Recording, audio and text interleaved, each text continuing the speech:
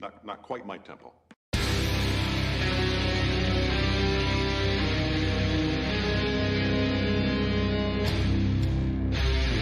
I'm gonna make him an offer again.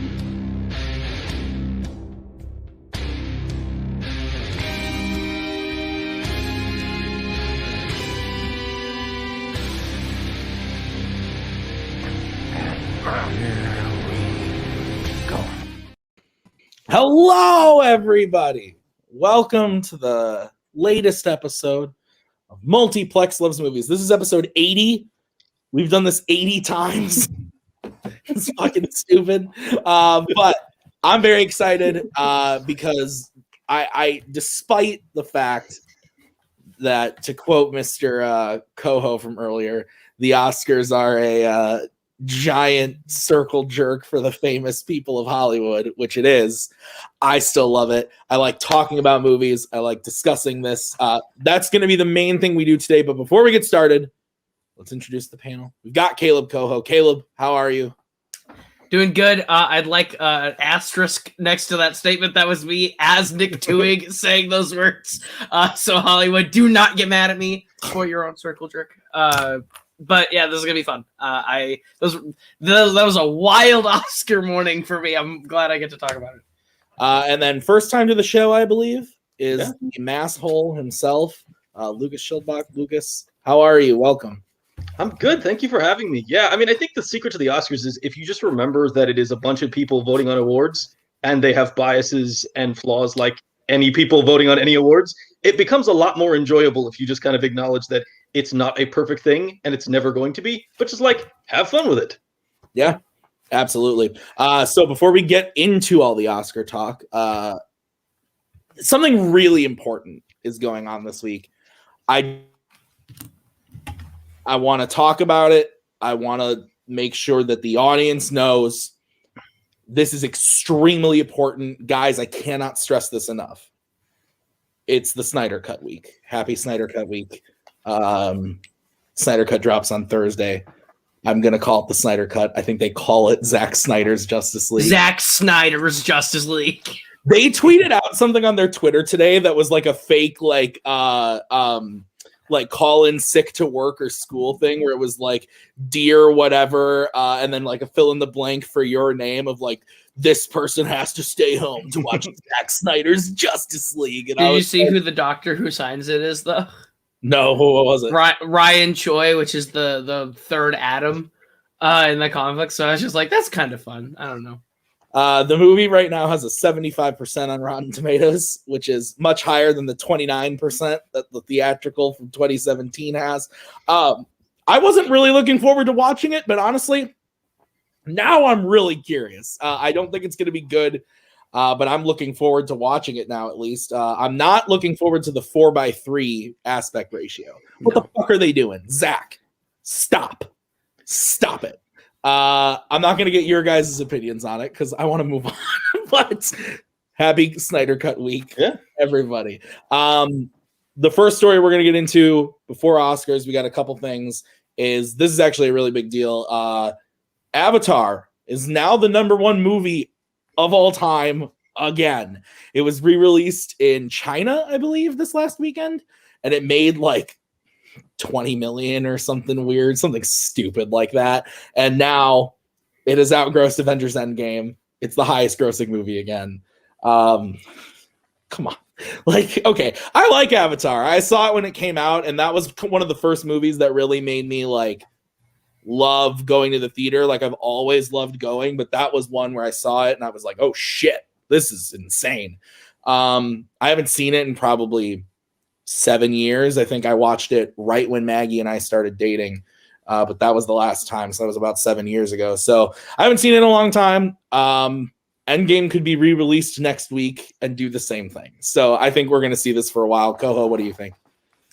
I literally saw a meme today on Twitter, though. It's just like they underestimate how rabid the Marvel fan base is after having an entire year of no MCU movies. That if they put out Endgame next week, it'd make like 50 million, 100 million if all theaters were open, and it'd be done. Like they'd take it back again. So it's whatever. They'll get it back eventually. Lucas, what do you think? I mean, I just love the pettiness of James Cameron, who's like, I just need to have that spot back. I'm going to put it in China. I think the thing is, he'll keep doing this because he just kind of can. The MCU is a little more limited because they have to kind of schedule it. It's a bigger company. If James Cameron wants to put Avatar out 20 individual times in China over the next 2 years, he can probably pull that off. I think this is the most pointless debate ever, especially if you look at inflation and stuff. Like, Endgame isn't the highest grossing all time. It probably never will be because it exists in a world where movie tickets are significantly more expensive and there's significantly more options for like higher end theaters. Yeah. So obviously we're going to see this happen 100 times in like the next 100 years. It's just every time there's a new big movie comes out. I mean, at some point, movie theaters, it'll cost you $25 to go to a matinee. And then, some random movie is going to make, $500 million. It's just going to be, it's going to be a constant circle jerk. It'll never end. That's fair. I mean, like 5 years ago, 6 years ago, Force Awakens is making almost $1 billion domestically. That movie comes out today, or not today, I guess, because COVID, but it comes out in a time where everything's normal. We haven't had Star Wars in a while, and it probably does break $1 billion based on just what you said, tickets alone, the prices increasing and whatnot. So, I think I agree with Lucas. It'll go back and forth. Another movie's going to do it eventually. I don't think it's going to happen in the next 5 to 10 years, but I think it's going to happen eventually. It's a shitload of money these movies made. Speaking of theaters and whatnot, so this is pretty exciting. None of us live in LA, but theaters are opening in LA soon. I read the 19th, but I guess today I read that AMC Burbank 16, which is kind of AMC's like flagship theater in LA, is open. Christopher Nolan went and saw a film there. He tweeted about it, and I actually went on their website to look to see what they were playing, and I was like, what did Chris Nolan go to see at AMC? Did he go to see Boogie, or did he go check out Raya?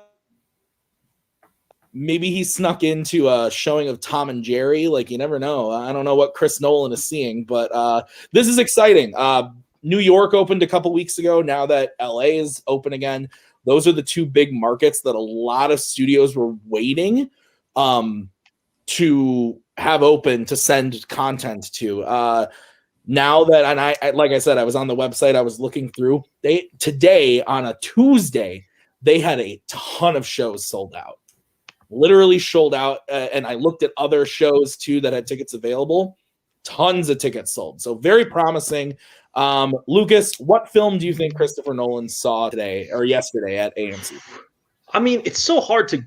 My guess initially would be some kind of Oscar play that are kind of still out in the theaters. The Father or something like that. Yeah, I mean, The Father, from what I've heard, has some interesting stuff going on technically that he might be interested in. Yeah, I mean, this is good for the industry, obviously. And this is actually a good time for it to kind of open up because they do have the Oscar movies. They're not trying to rely on waiting for the next blockbuster, because the problem right now is that a lot of the stuff that you could see in theaters, you can also watch in your house, so that a lot of people might make the choice to be like, I don't feel safe doing that. The Oscars are kind of a good example where it's like, it's going to cost you money to do it at home. You could also go to the theaters. Yep. It's a kind of a good time. Oscars just happened. Those movies have, publicity. They've got some buzz. It's a good time of the year to be like, people like to do their Oscar watches in a big theater because, less distractions and just a better experience for everyone around. So, it's a good time for the theaters to open up. Absolutely. And then Koho, we've got big, like Lucas said, no big blockbusters right now, except for maybe Raya.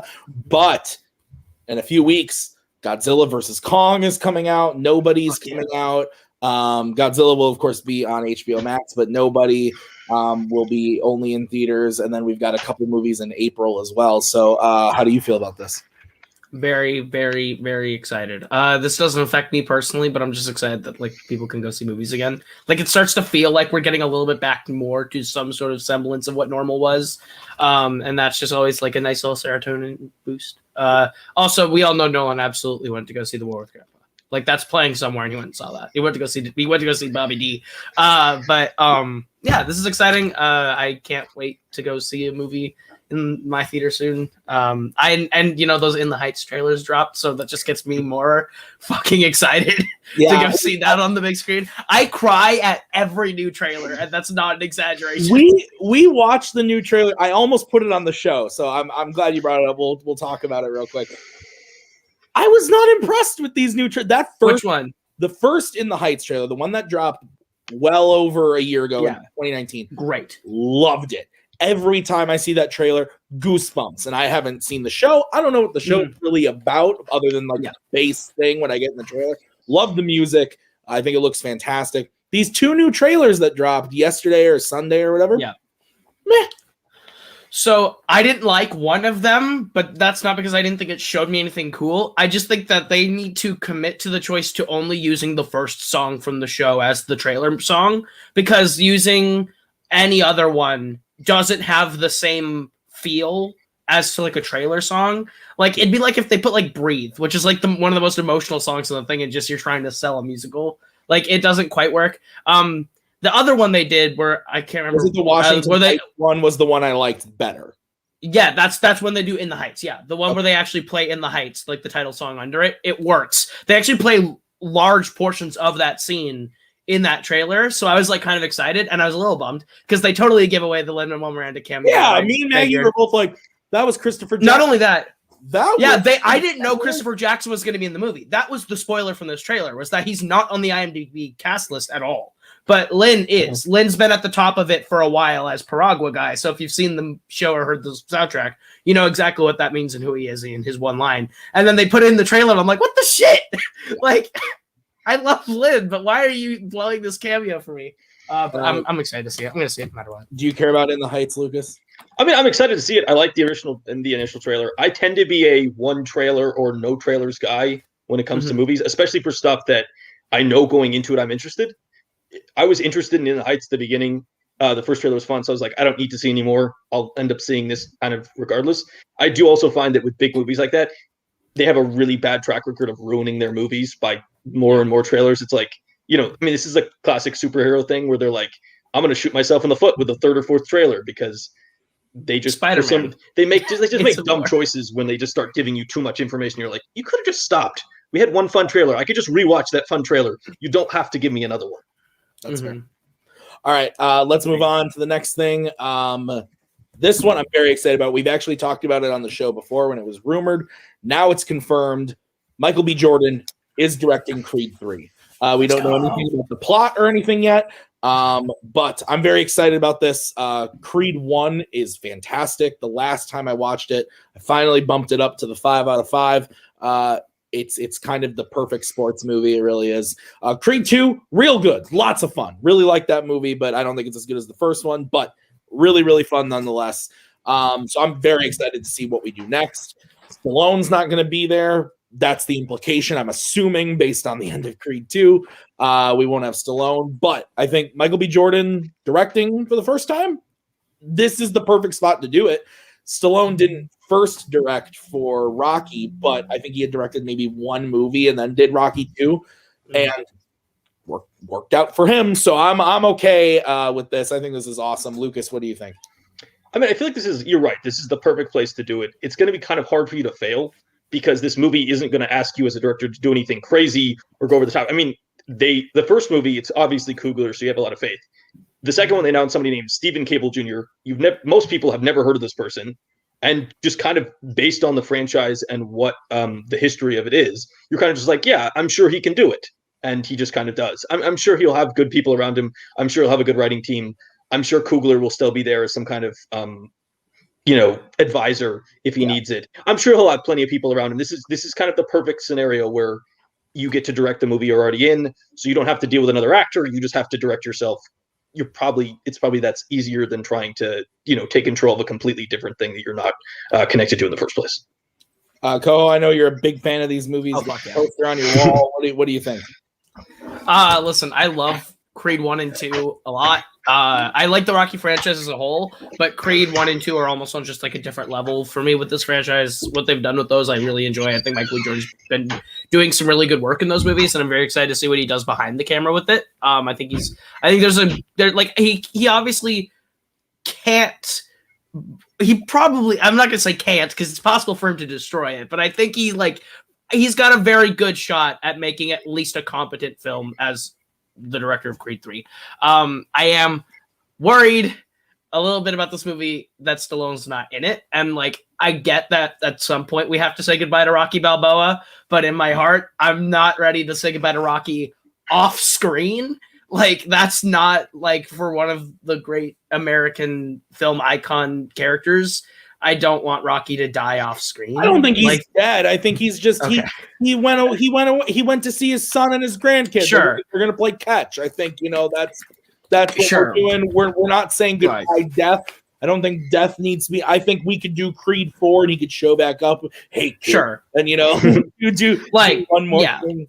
There's totally a world where he's just like not part of the story, and that's fine. But to me, the implication was like at the end of Creed 2 that Rocky had done everything and that his arc was fulfilled, and now he's gonna die. And I was like, I don't want him to die. Oh, I don't think it implies death. It just implies he's gonna go. I think it means he's gonna go spend the end of his life with his family. But that's true. Not necessarily. But I am very excited to see what he does, and I hope Winston Duke's in this movie. That's just a weird hope. I hope Winston Duke plays a character in this movie. I know that has like no relation to Michael B. Jordan besides Black Panther, but like I think Winston Duke would fit into this franchise really well, especially if he's like I almost don't even want him to be like a fighter. I just want him to be like a trader or like a friend or something that like would flip the norm of what you would expect Winston Duke to be in a Creed movie.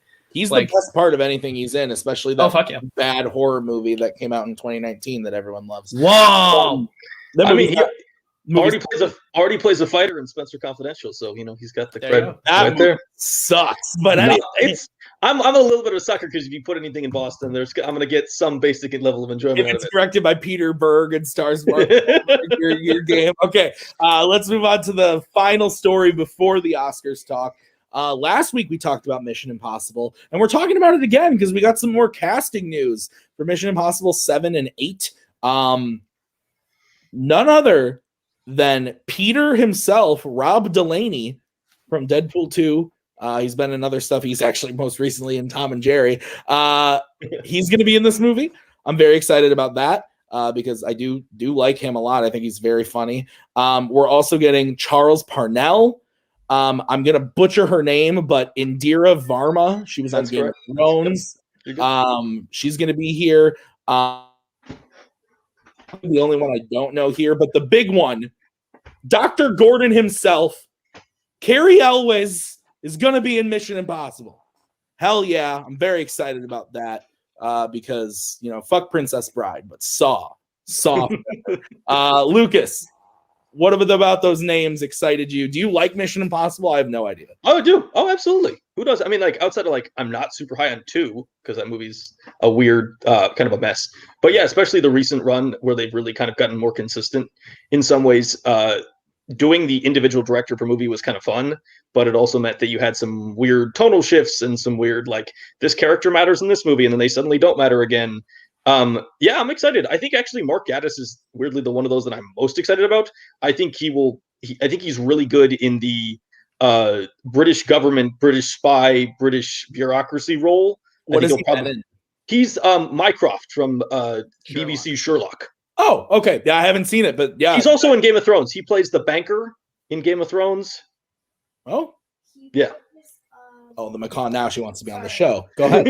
Something that let me look. Okay, she's gonna look it up, but keep going. Tinker Tailor Soldier Spy is another one. He's in that. Yeah, he's in. Everyone British is in that. So. He's a classic British actor. He kind of has that kind of stiff upper lip, a little bit uptight personality, and I think he will kind of fit very well into this franchise as kind of a government backstabbery, kind of just the basic tone. He fits it well. And the other people are Indira Varma is interesting.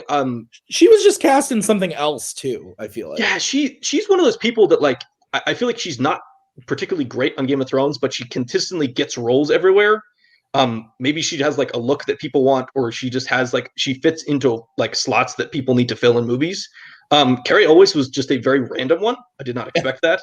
That was just because that's not typically in the vein of who they tend to cast. They tend to cast Elwes is much more of a star of yesteryear, somebody that we know from our past. The other people tend to be more people of the moment in terms of acting wise. But yeah, no, it's good people. I'm sure they'll use them well. I'm sure it'll be a good cast. Carrie Elwes most recently appearing in the shithouse Black Christmas remake. That was just terrible. The other thing that Varma was cast in that I was thinking of is she's going to be in the Obi-Wan Kenobi series on Disney Plus. Right. That is what she was cast in. Maggie, did you find out what we were looking at? You were thinking of a different person. Got it. Koho, what do you think? Yeah, I'm excited the Marketis is in it. I like him in a lot of things. Like he's one of the 8 actors that Britain has that shows up in everything. I think he's also. I literally just watched King's Speech. I think he's in that too. And he's like Doctor Who. He's been in that a lot. So I've seen him in a lot of things. He's good. I think he's in 1917. Maybe wouldn't surprise me. But he's a good actor. He's a good character actor. I like that he's in it. I'm also kind of excited about Carrie Elwes being in it because if you've ever seen him in Psych, he showed up in Psych for a little bit as an international art thief who was really, really, really charismatic and really funny, and he was like really fun to watch in that role. So if they like kind of take elements of that skill set that he has and implement it to Mission Impossible, I think that would be really fun. And can make for either a really fun antagonist or a really fun side character, or even a really fun ally for them.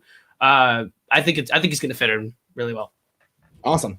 All right, well, let's get into the main thing we're talking about, the Oscars. We're not gonna I don't know. We'll see how much time we have. We'll definitely break down the big ones, but let's get started right away with the biggest one. Let's talk about Best Picture. The nominations for Best Picture. There were 8 films nominated. Some of them came out in 2021, and it's going to drive me mad for the rest of my life. Yep, same. But the nominees are The Father, Judas and the Black Messiah, Mank, Minari, Nomadland, Promising Young Woman, Sound of Metal, and The Trial of the Chicago 7. The only ones here I haven't seen yet are Minari and The Father. Both are playing in theaters around me, so I will be seeing them very soon. Yeah, you know, for me here, there's nothing that really super surprised me except for The Sound of Metal. Sound of Metal was my number 2 favorite film of the year. So I'm very happy to see it get in because I think the movie's fantastic. However, your number 1 it really bums me is my number 1 favorite movie of the year, One Night in Miami, is nowhere to be seen. I love that movie, and it's just not here. I think that movie is leagues better than Judas and the Black Messiah, Mank. Sorry, Koho, but I think it's better than Trial of the Chicago 7. But I see why all of those movies are here. I just wish I know there's like things with the numbers and everything that how they calculate it, but when you have a possible 10 spots, it should be here. But that's my opinion. If I had to pick something that I think is probably going to win, I think right now, if I had to bet money, I would say Nomadland. But I think Trial could give it a run for its money. But I don't know. I'm not into the Gold Derby and all that stuff. Sure. I don't watch that stuff. But for me, if I had to bet money on it, I would Nomadland is my pick. Koho, what do you think? Nomadland is the smart money. It's probably going to win. But I can't help but think this Oscar season is just going to go sideways at some point because the nominees were already bonkers in a lot of categories. This was a category that I wouldn't say were bonkers, but it was like kind of just like, oh, like when we did the Lucas and Zach show for it, we were like, oh yeah, One Night in Miami, Ma Rainey, like absolutely going to get in, and we woke up and they weren't in. Yeah. But 2 of the ones that we were like, maybe they could be the 9 and the 10, which were like Sound of Metal and Judas, got into the 8. And I was like, okay, like this is personal benchmark, my 2nd year in a row where I got to see all the nominees before they were announced. So I actually had opinions about them this year when they were brought up. And I hate that The Father's in here and One Night in Miami isn't. The Father is real good. It's fine. Like, it's not a bad movie. It's just not nearly top 10 movies of 2020 for me. I think like One Night in Miami and Ma Rainey's are significantly better movies. And it's just kind of a bummer. But hey, like of the ones that are here, I get why Mank's here. I'm glad Minari got in. That's a good movie. Nomadland's good. I love that Promising Young Woman like is stuck with the conversation as much as it has. And actually, I would say if I had to make my weird oddball thing, I think while going into nominations, I said Trial probably has the best shot at upsetting it. I think Promising Young Woman might have the best shot at upsetting it now because it has the editing and the director where Sorkin didn't get nominated. So I think Promising Young Woman might be the actual number 2 right now. Lucas, what do you think? I mean, I think it was when we were sitting down to do predictions, I think we expected the two play movies to have more strength than they did. I think we also underestimated how much Ma Rainey's Black Bottom has become a Viola Chadwick movie, and the rest of that movie is not considered on the level of those two. Yeah, which I actually don't personally disagree with. I think Ma Rainey's is kind of flat as a movie, although those performances clearly the standouts. Yeah, I mean, Sound of Metal, I think we underestimated how strong it was, how much of a upward trajectory it was on. Like, because clearly it had a lot of buzz. I did not expect it to get, pumped into so many categories as it did. And then Judas was just like, I think that was just an underestimating how much power there is for that movie that always comes out last minute and then just kind of jumps into the Oscar. This is the Phantom Thread move, the last second one that just doesn't really get any of the precursors and then just jumps into Best Picture at the last moment. It's honestly a pretty decent Oscar Best Picture class. Like, I think Trial of Chicago is my least favorite of the movies I've seen. And if that's my least favorite, that's fair. That's not a terrible year. Like, that's like a 3 or 3.5 movie. Like, that's not like there have been years where you're looking and there's like legitimately a movie that is bad. I don't think this year has a bad movie. I would agree with that. I don't think there's a single movie of the ones that I've seen that I gave a 3-star to. Everything I gave was either 4 or 5. I gave one. The Father's my lowest, and that's 3.5. So yeah, it was a good class. Ma Rainey's had a 3 for me, but that actually fell out. So in the last minute, it kind of worked out for me. The only other thing that I'm sad isn't here, and this is just a personal thing because it was also in my top 3 of the year. I honestly thought Soul was going to sneak it out. I thought there was some chance in there that Soul might have been able to be the next Pixar movie to sneak in just based on all the on the score win at the Golden Globes and the best animated feature and just the there's a lot of love for that movie. So I was expecting it to maybe have the up Toy Story 3 factor. Didn't quite get there, but that's fine. That's not the end of the world for me. I think it's like hype just kind of died a little bit. Like when it missed the WGA and everything, it just kind of feels like it kind of went a little down. And it feels like a movie that people are acknowledging its quality, but are not necessarily in love with. And I think that's one thing you see with a lot of time with Best Picture is movies that are intellectually interesting often fall a little bit short, unless it's something like Mank that has so much of a Hollywood legacy to it. Because you really need like passion behind your fan. Like you need that passionate section of the Academy to go out there and stamp it as their number 1 for that movie to end up in the Best Pictures. That's fair. All right, let's talk about the next one. We're gonna sneak over to what are we doing next? We're gonna do actress in a supporting role. So let me find. We got that right there. Nailed it, baby! I nailed it. So we are going Maria Bakalova, Borat. Glenn Close, Hillbilly Elegy, Olivia Colman, The Father, Amanda Seyfried, Mank, and I'm going to butcher the name, but Yaun Ya-jung for Minari. So again, haven't seen Minari, haven't seen The Father, seen the other 3. Everyone loves Maria Bakalova. I haven't talked to Lucas about this at all, but I feel like he loves Maria Bakalova. I'm a big fan.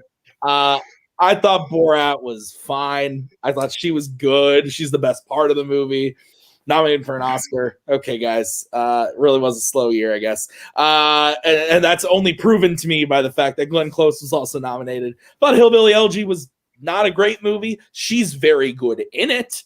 But I don't know. If I had to pick someone out of the 3 that I've seen, I give it to Amanda Seyfried. But again, I haven't seen Minari or The Father, and I hear both of those performances are really excellent. So, Lucas, what do you think about supporting actress? It's the 4 we expected, and 5 was going to be the established Hollywood legend, and I thought it might be Foster, but it turned out to be close. I think, honestly, Siegfried is kind of lucky she got in.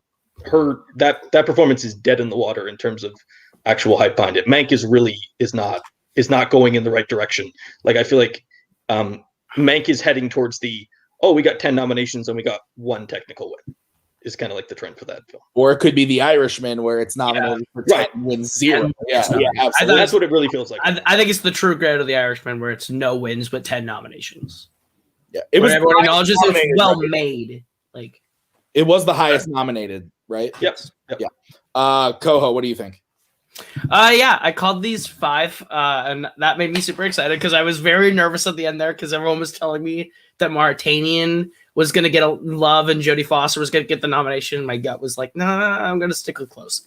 And I like Glenn Close a lot in that movie. I think that movie's bad, but I think she's good in it. She's good. I really like Maria.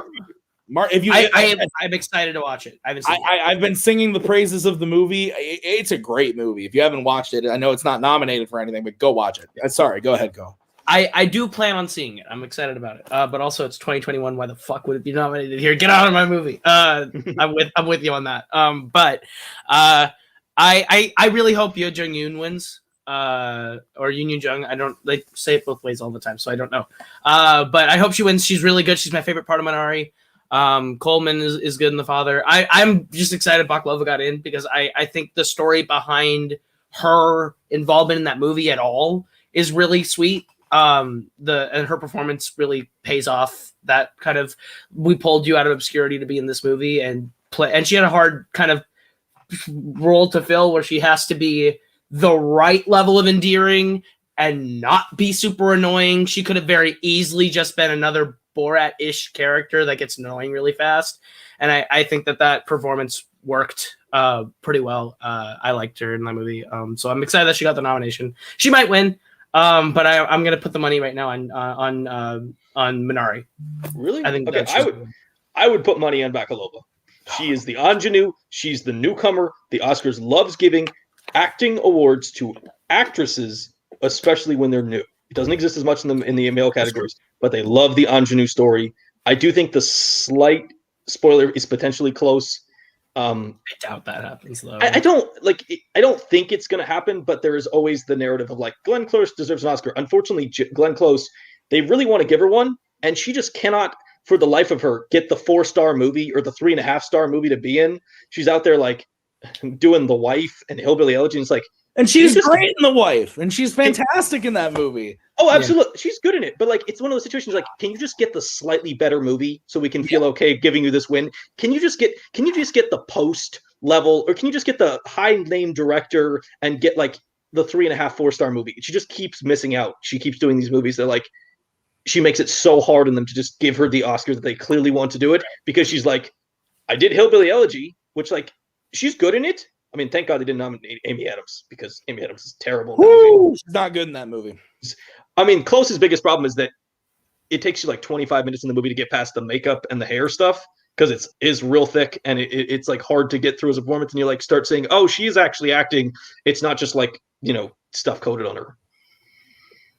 She almost looks like that one guy from that one show. What is that? Trailer Park Boys? Oh, jeez. She's got like the giant eyes. It is a real kind of cliche, like poor white people look that like they're leaning really heavy into, especially with her. The whole movie does. But let's get into the next one. Supporting actor. Ooh, boys, we got some stuff to talk about with this one. So we've got Sacha Baron Cohen for The Trial of the Chicago 7. Daniel Kaluuya for Judas and the Black Messiah. Oh, that's interesting. He's the Black Messiah. Leslie Odom Jr., One Night in Miami. Paul Raci, Sound of Metal. And Lakeith Stanfield in Judas and the Black Messiah. That's interesting because he's like the Judas. It's kind of funny how the title characters are nominated in the supporting category. That's interesting. Honestly, to me, that's the biggest story here, is that both of them got nominated. We were on a thing where Kaluuya he won the Golden Globe, right? Or am I crazy? He's been winning all of them. Like, and the fact that he's great in the movie. I don't love the movie, but they both are fantastic. I think Lakeith is better, but I think, and if you were going to green book these two into lead and supporting, I thought Lakeith was going to be in lead. Yeah. And he was, because he's definitely the lead in the movie. They campaigned Who's the lead if they're both the supporting? It makes no, Jesse Plemons. it makes no sense. It's fucking Martin Sheen and Cheyenne Gruber for the 2 seats he's in. It makes no sense. So I'm happy they both got nominated because Lakeith deserves it. He's excellent in everything he's in. So I'm very happy he's nominated for an Oscar. It's just the wrong Oscar. It's the complete wrong Oscar. It makes no sense.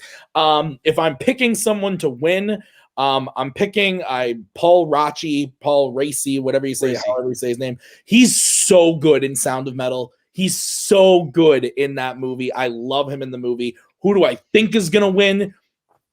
I think it's probably going to be Daniel Kaluuya. And good on him because he deserves it. He's a kill. Like, he's so good. He's so good in everything he's in. Koho, we'll start with you. Yeah, this was the category where I most audibly went, what? Because they said Sacha Baron Cohen. I was like, all right, yeah, expected. I really like his performance in Trial of Chicago 7. Honestly, he might be my favorite of these 5 performances. I really like what he does, especially on the third watch.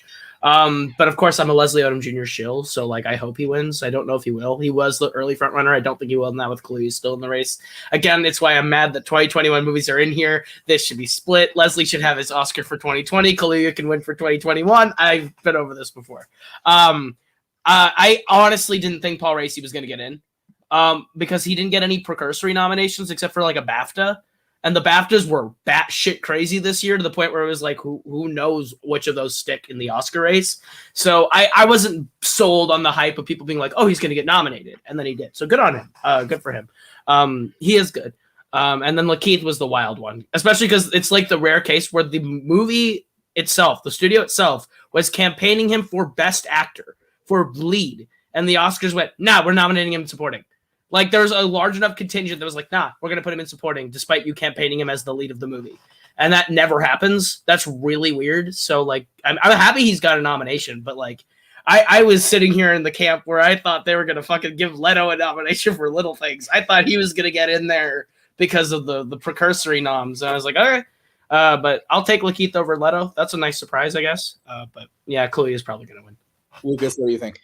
So it's like 4 you expected, and then there was a lot of guesses for what 5 was going to be, and it turned out to be Lakeith, which weirdly makes me question if Kaluuya is going to win because they put another guy from his same movie in there. Personally, I think Cohen is like the 3rd best performance in Trial of Chicago 7. I think I stand by it's Yahya and Rylance are the better 2 performances in that film. Rylance so good in that movie. Rylance He is. I think both both those performances are amazing. I just love Sacha Baron Cohen's performance a lot. And then, I mean, Odom Jr. is not my favorite in that one. So it's a weird category. It's a lot of supporting people that I don't necessarily connect with. I do sort of wonder if Raci, because he got in, now actually has a shot because of the split in Judas and the Black Messiah and the clear push that seems to be behind Sound of Metal. And he's also a good narrative because he's like a complete journeyman. The guy has he's on an episode of like Parks and Rec. Yeah. He plays the head of the animal control office in the episode. They have to catch the possum. Yeah, on the golf course. Yeah. Yeah, he's their boss. He's the 2 idiots boss.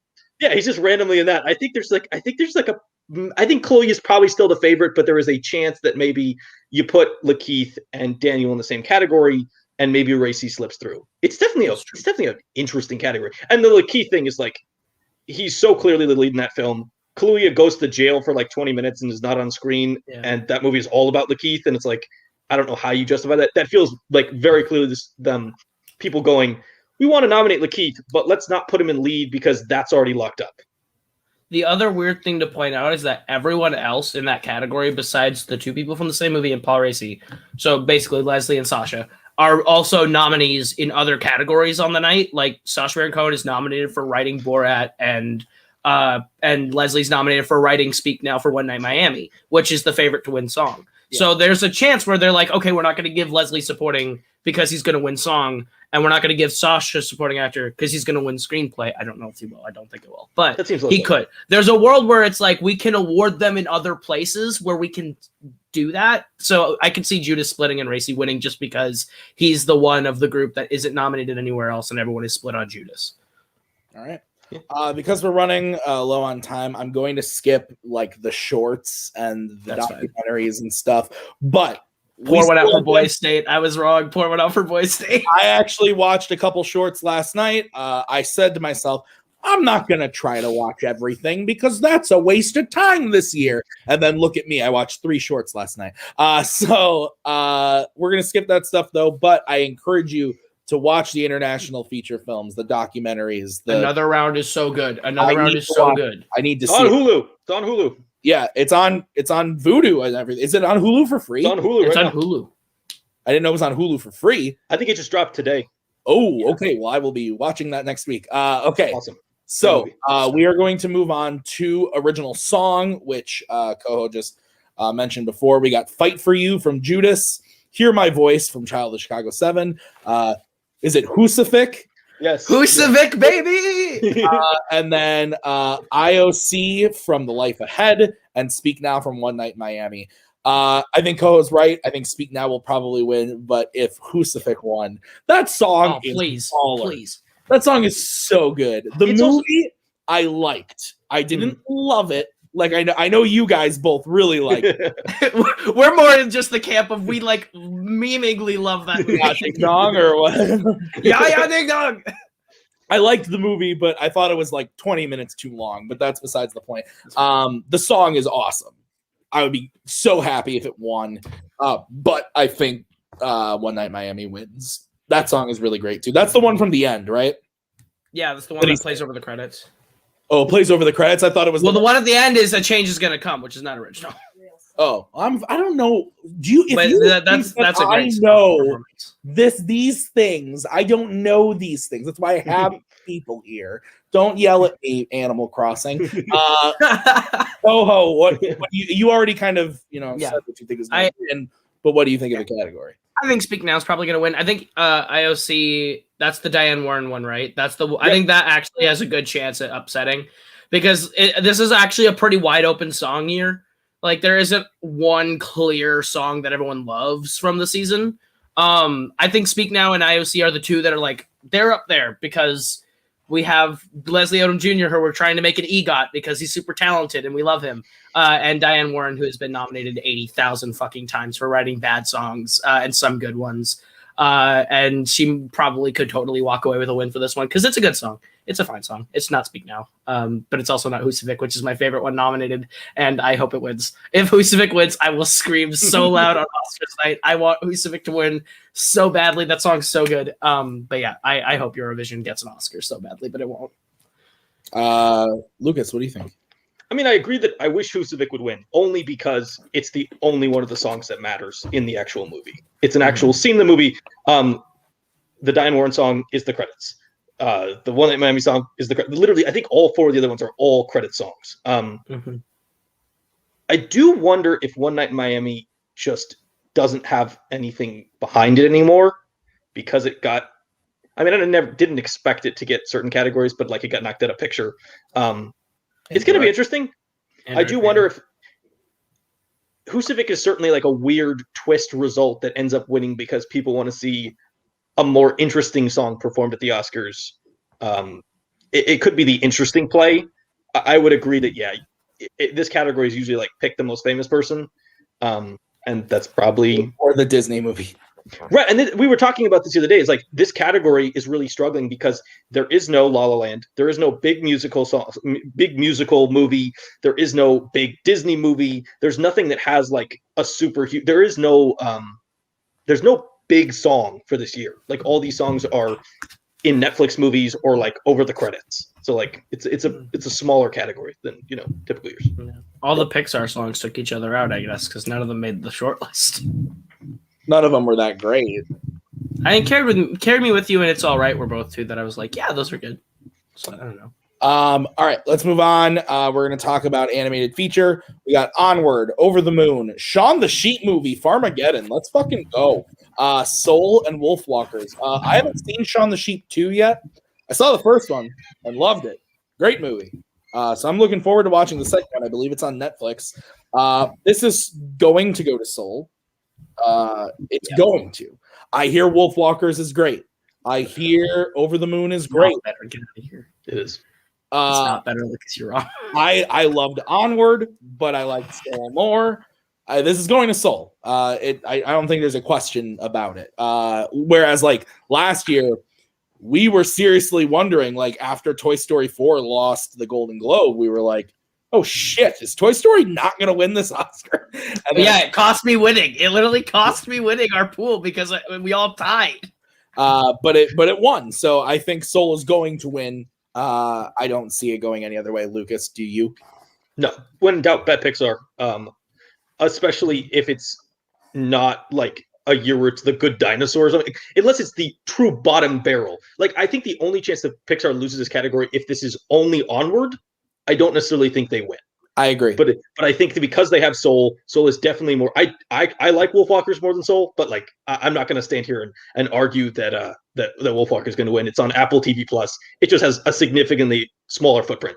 Shaun the Sheep Armageddon was kind of a random one. I thought it was going to be Croods because Shaun the Sheep got like dumped on Netflix in last February. Like this is a really small. They didn't even talk about it. They just kind of threw it on there.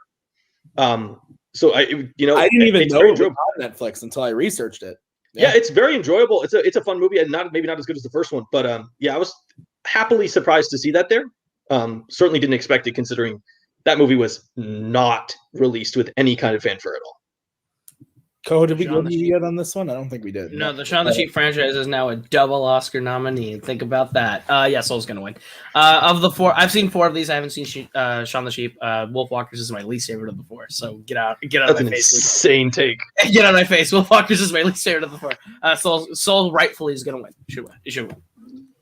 All right, let's move on. Adapted screenplay: Borat, The Father, Nomadland, One Night in Miami, The White Tiger. That was an interesting one. I saw the trailer. I watched the trailer because it was playing at a theater near me like the week before it dropped on Netflix. And I was like, oh, is this something I would want to go see? I watched the trailer and I said, meh, I'll watch it on Netflix if someone tells me it's good. Now I guess I got to watch it. So I don't know anything about it beyond what I saw in that trailer. But it didn't seem that interesting to me. But this is tough. Why is Nomadland nominated? Like, I don't think that screenplay is really like the thing that I like loved about that movie. And like, I don't love the movie, but like, it's the directing, it's the performance, it's the cinematography is what I loved about Nomadland, not the screenplay. So if I had to give it to something here, again, sight unseen on The Father and The White Tiger, I give it to One Night in Miami. Koho, what about you? I would love to hand this award to One Night in Miami, but I think Chloe Zhao is going to walk away with almost every Oscar she's nominated for tonight. I think that she's going to win for writing it. But I mean, this is going to be the Oscars prediction from the Lucas and Zach show that I kicked myself the most because I literally said it out loud. I was like, Borat and White Tiger, they both have been doing well. They could probably sneak a nomination for screenplay and something gets knocked out. And I didn't officially lock that in as my prediction, and then it fucking happened. But Borat, I'll always wonder why the fuck do we nominate Borat for screenplay every time? Because there's not a script. Borat does not have a script. It is an improv film. This one has more of a script because there's an actual like third act villain and shit, I guess. But like, it's improv. Why do we nominate these things? It's probably gonna go to Nomadland. That's the other weird thing that I fact was that there are now 2 franchises that have had the first 2 installments nominated for Best Screenplay. The Godfather and Borat are now on the same level, and that is so weird. Lucas, what about you?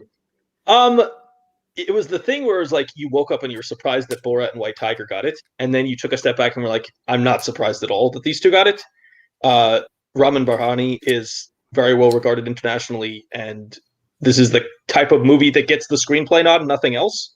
Screenplay is often the category where they give it to the interesting movie that doesn't have a lot of chance in any other category.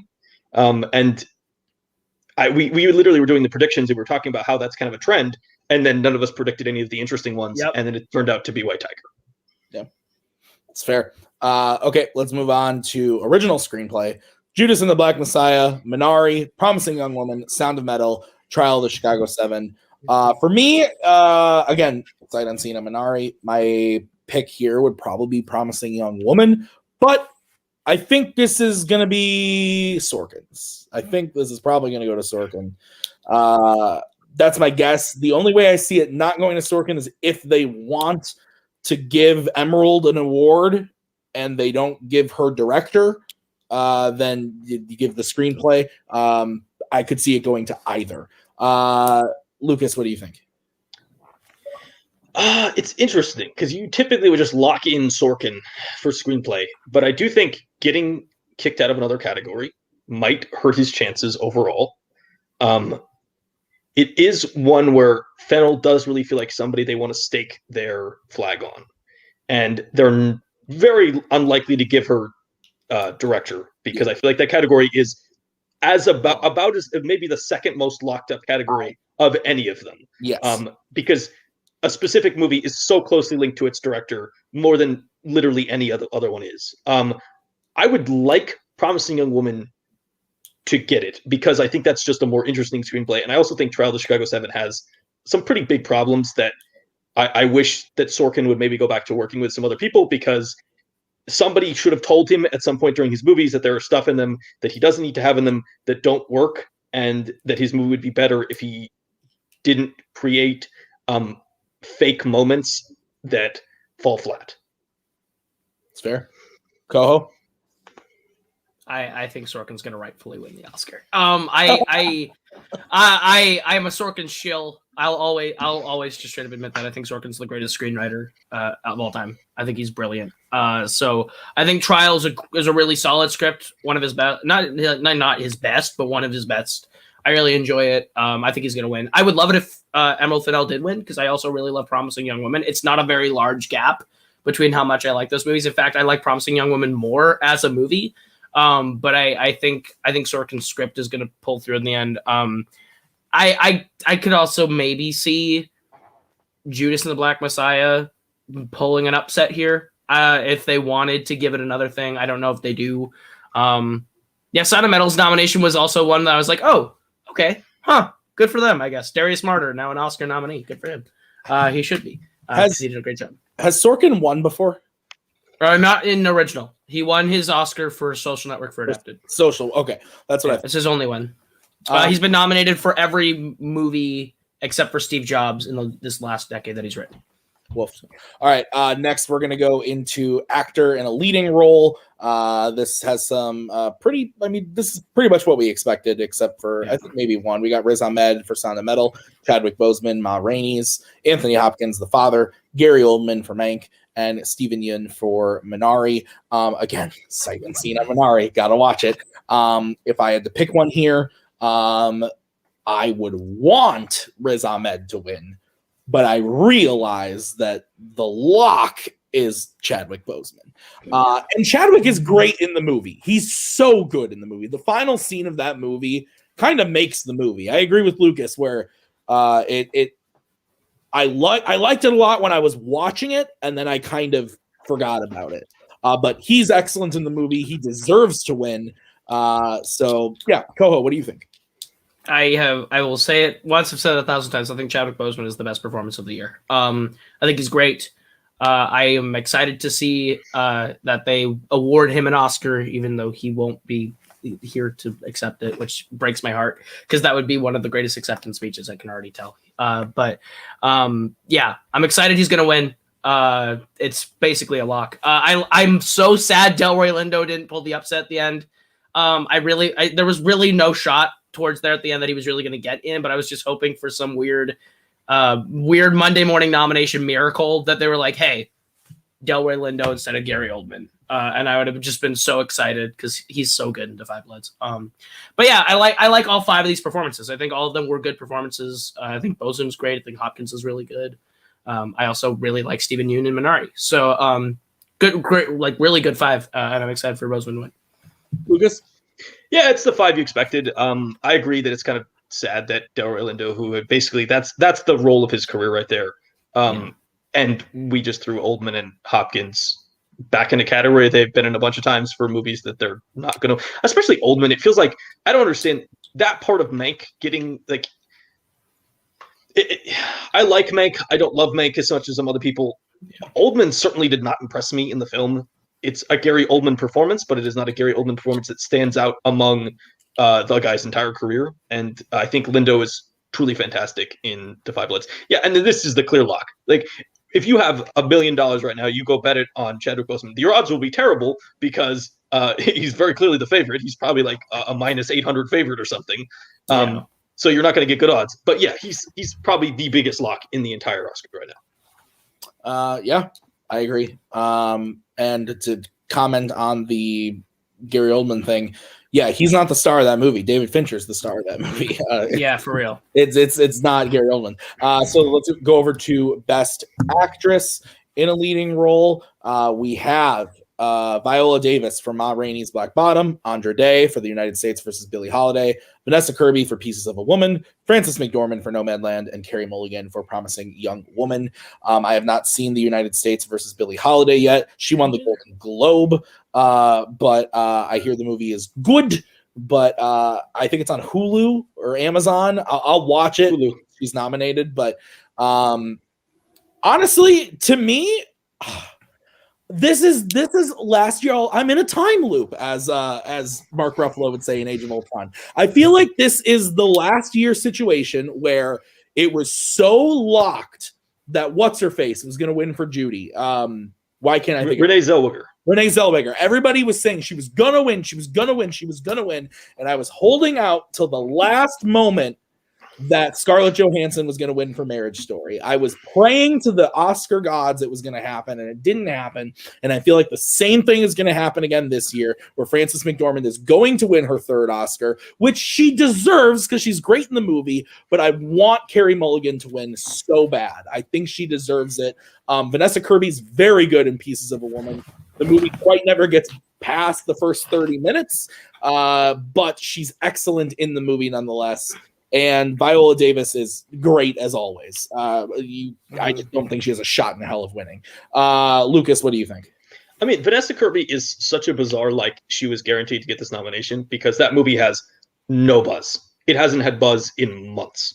But, like, it just felt like there was never another performance that came along that was ever going to bump her. There was never a six that was really in contention. I don't like that movie very much. A certain actor really is really bad in it, and really they spend way too much time with him. Jaya, obviously. Yeah. He's pretty terrible in it. I think Carey Mulligan is going to win. I think Carey Mulligan is going to win because it is not easy to win a lot of Oscars as an actress, especially. And I don't think McDormand is going to get another one. I think that the thing that we started this Oscar year out waiting for the movie that was going to knock McDormand off the pedestal, because everyone was like, she's clearly great in Nomadland. This is the biggest movie of the year. This is probably the best picture winner, but they're not going to give it to her again, are they? And I think Carey Mulligan that's the performance I think that is going to be easy to push as best actress, especially if the rest of the movie doesn't get the nominations. If you want to give one award to Promising Young Woman, you give it to Carey Mulligan, and no one will be unhappy about that. Go. Yeah, I think I've been saying it since January. I think Davis and McDormand split the vote because they're the two that just won. I think if you really, really like McDormand, she's going to win an Oscar this year. She's nominated for producing Nomadland. You give Nomadland Best Picture, you give McDormand another Oscar. I don't think they feel too bad about not giving her Best Actress. I think Davis just won for Fences not too long ago. I think Boseman's the performance they're talking about from Ma Rainey. I don't think they're going to double up on him. I think this is the year where Mulligan actually gets an Oscar. And they want Promising Young Woman to be able to say Oscar-winning movie, Promising Young Woman, and they can't do it in director. They can't really do it in picture, and no one's going to look at them for winning. If it wins editing, that's not like a really flashy enough award for them to be like, oh, it's an Oscar winner. I could totally see Carey Mulligan walking away with an Oscar for Promising Young Woman, and I hope it happens because she's my favorite of those five. All right. The last one we're going to talk about, because we're running out of time. There's a lot of other stuff I wanted to say. Score, Soul. I cut out again. There's tons Darius of Wolski. I wanted to make a joke about how Fandom Oscars is once again proven pointless because we have just sound now and not sound editing and mixing. And I hate that category with all my heart and soul. Fuck you, Koho. I'd also like to throw a quick shout out to Darius Wolski, who did the cinematography for News of the World, who got his first Oscar nomination. There's Pirates of the Caribbean. You're vindicated. Lots of other stuff to dissect, but the last one we're going to talk about is director. So we are talking about Thomas Vinterberg for Another Round, David Fincher for Mank, Lee Isaac Chung for Minari, Chloe Zhao for Nomadland, and Emerald Fennell for Promising Young Woman. We lost Regina King along the way. Makes me sad. We lost Sorkin, but he got the screenplay nod, so I don't really care.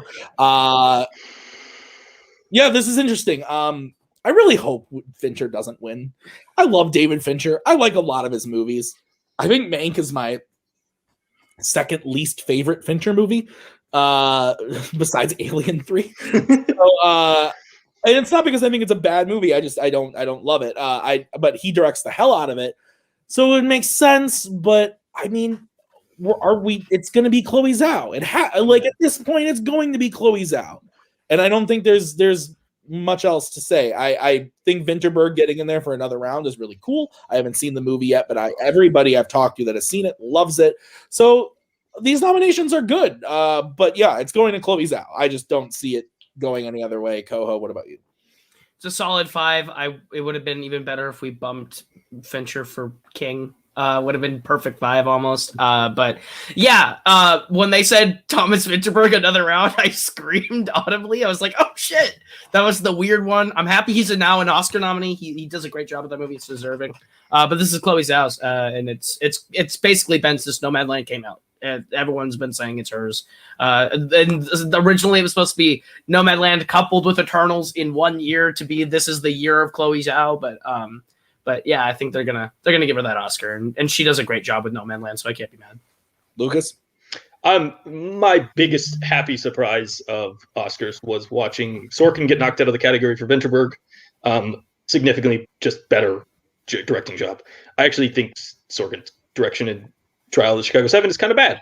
I think he's a kind of bad director of that film.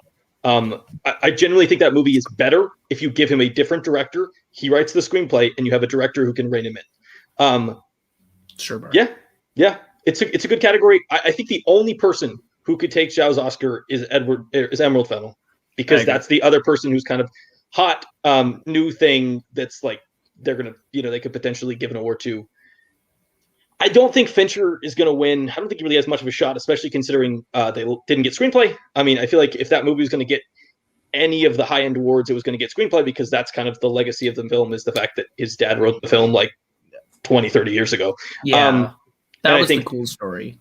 Yeah, it's weird that him and Oldman get nominated, but his dad doesn't. That feels weird in terms of like, I'm surprised that they didn't do a better job telling that narrative, or maybe people just didn't buy into the narrative of Mank as, the Jack Fincher story rather than the David Fincher story. It's a good group of Best Director. I don't really have a big problem with that. Rip to Boatman's dad. So guys, that's all the Oscar talk we're going to have this evening, because like I said, we have run out of time, but this was great. I really enjoyed having this conversation with you two. I said, Maggie, you want to be on the show? And she said, who's going to be on? I said, Koho and Lucas. And she goes, Lucas. I said, he's an Oscars guy. And she goes, well, then I don't need to be there. I don't have anything to add. I was also, like, that's fair. Almost forgot. Ryan Coogler is now an Oscar nominee, and that makes me happy. Oh, he produced Judas. He produced Judas. Yeah, that's awesome. So guys, thank you for watching the show. We will be back next week, same time, same Multiplex channel, where we are talking the movie news. So we'll be back, and we'll see you at the Oscars on April 25th, I believe. So we'll more than likely do a special then. So guys, thank you for watching. Grab a Michelob Ultra, kiss your loved ones. Bye. You're still here?